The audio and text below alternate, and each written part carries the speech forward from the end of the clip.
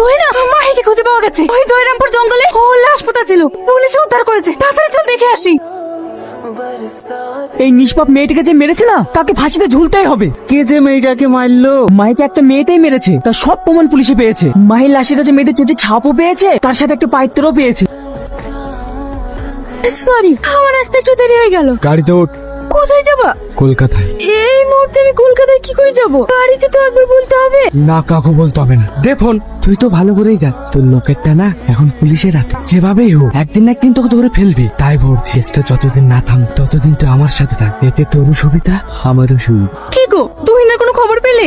না, সব বান্ধবীর বাড়ি গেলাম, কোথাও খুঁজে পেলাম না। কি ব্যাপার স্যার, আপনারা? তুহিন আপনার বোন?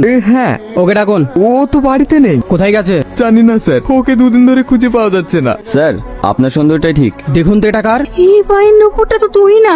এটা আমরা মাহির ডেড বডির কাছ থেকে পেয়েছি। আপনার বোন যেখানেই লুকিয়ে থাকে ঠিক খুঁজে বার করবো। তুই একটা সত্যিকারের কথা বলতো, তুই নাকি কোথায় লুকিয়ে রেখেছিস? এইসব তুই কি বলছিস? আমি কেন তুই নাকি লুকিয়ে রাখবো? খবরদার মিথ্যা কথা বলবো না। তুহিনার ডয়রে তোমার চিঠি ছিল, তোমাদের যে সম্পর্ক আছে সেটা আমি আগে থেকেই জানতাম। হ্যাঁ, আমি তুই নাকি ভালোবাসি। আমার সঙ্গে বেইমানি করে ও একটা অন্য ছেলের প্রেমে পড়েছে। কে সে? কি নাম ওর? রকি।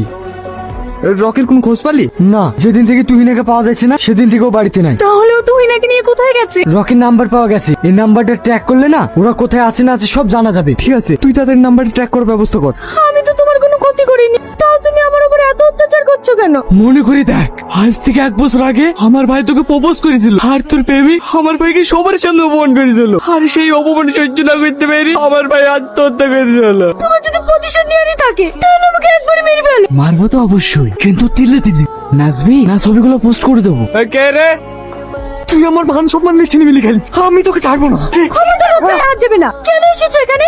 এসব তুই কি বলছিস? আমরা তোকে খুঁজতে এসেছি, আমাকে খোঁজার দরকার নাই। আমি ওর সাথে খুব সুখে আছি। তোমরা এক্ষুনি এখান থেকে বেরিয়ে যাও। আমি তোমাদের কাউকে চিনি না। তুই তোর ভাইকে এরকম কথা বলতে পারলি? যেই ভাই দিন রাত শুধু তোর সুখের কথা ভেবেস, তোকে কোনোদিনও বাপ মার অভাব বুঝতে দেয় না। আর তুই সেই মানুষটাকে এই লম্পটটার জন্য অপমান করতে পারলি? খবরদার ওকে লম্পট বলবে না। ওকে আমি ভালোবাসি, সারা জীবন ওর কাছে থাকতে চাই। তুই না, তুই বেইমান আমি জানতাম, কিন্তু তোর মধ্যে যে মনুষ্যত্ব বোধ নেই সেটা আমি আজকে জানলাম। অনেক জ্ঞান দিয়েছিস, চল ফট এখান থেকে। ওকে ছেড়ে দে রিয়াদ, ওর কোনো দোষ নাই।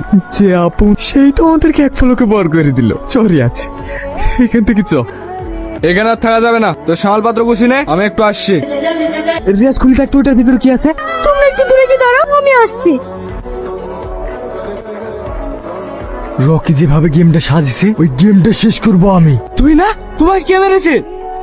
তুই মেরেছি। কি বাবা তোরা? এবার আমি তোকে ফাঁসাবো। আর এখন তো তুই না বেঁচে আছিস, তাহলে আমাকে কিভাবে ফাঁসাবি? তার জন্য তো আমরা আছি।